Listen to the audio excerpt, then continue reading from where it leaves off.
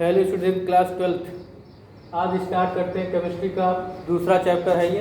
पहला चैप्टर हम कंप्लीट करा चुके हैं, हेलो एल्केन और वाला। उसके बाद अब ये दूसरा चैप्टर है एल्कोहल, फिनॉल और ईथर, यूनिट सेकेंड।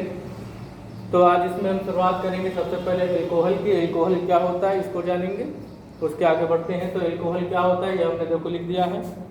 क्या लिखा? वे कार्बनिक यौगिक जो एलिफैटिक हाइड्रोकार्बन में उपस्थित हाइड्रोजन को हाइड्रोक्सिल समूह मतलब ये OH समूह द्वारा प्रतिस्थापित करने से प्राप्त होते हैं, एल्कोहल कहलाते हैं।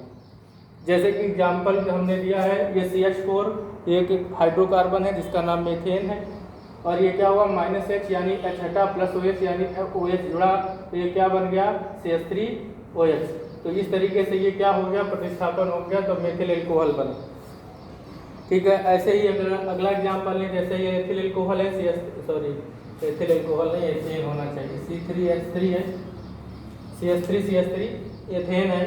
एथेन में फिर क्या हुआ? H हटा और OH जुड़ा, तो क्या बनेगा? Ethyl alcohol. तो इस तरीके से आपने देखा कि H हटता है और OH जुड़ता है तो क्या बन जाता है? मिलता है एल्कोहल।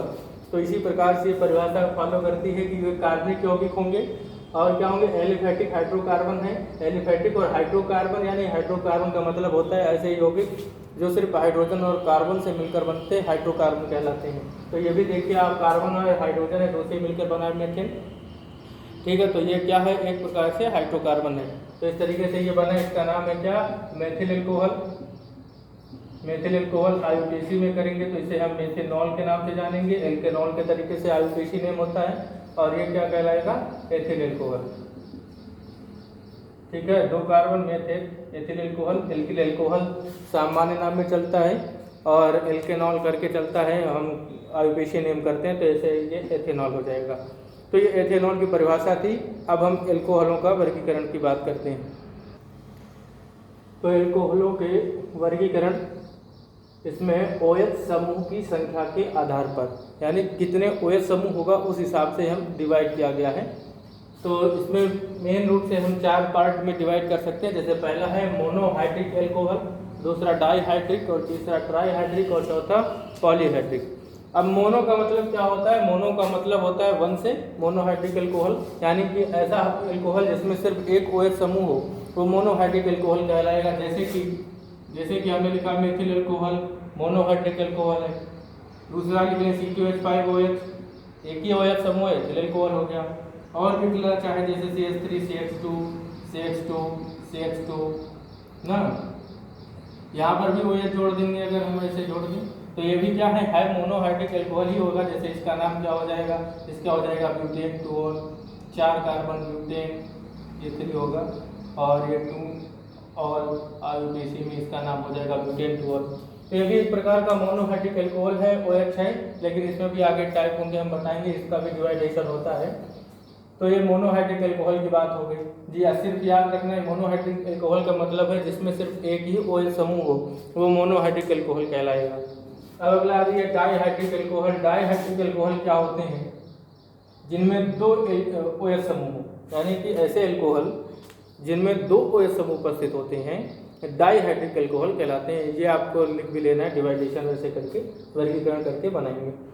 तो एग्जाम्पल के लिए जैसे कि हम मान लेते हैं, ये आपका हो गया CH2OH, इससे भी जुड़ा है, और ये CH2OH ये भी हो गया। तो ये कैसा हो गया?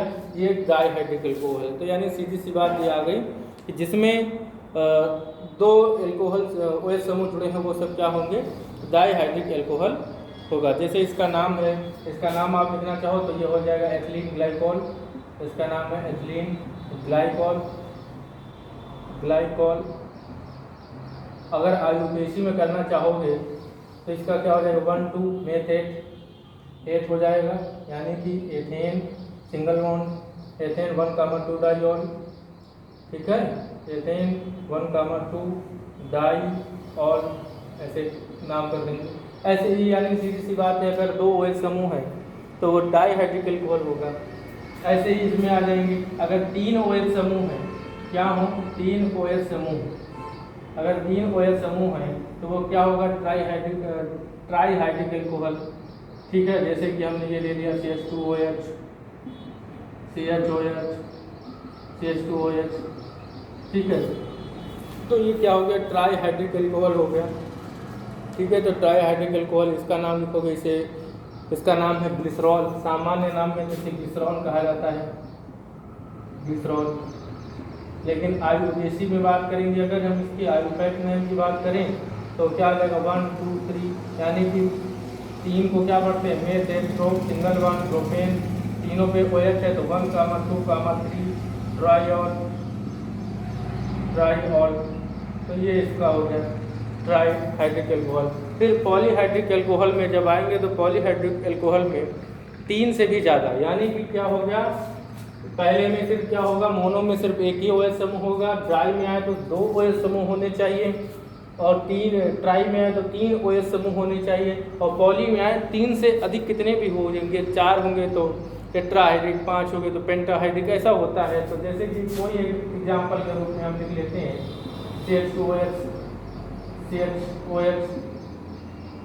फिर CH2, CHOH और CH2OH। तो ये इस तरीके से होगा, और इसका IUPAC नेमिंग करेंगे, आयुपैक नेम होगा 1 2 3 4।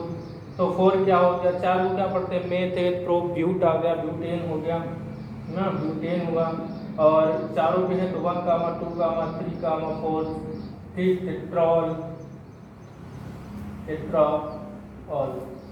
तो इसका IUPAC नाम ऐसे हम कर देंगे।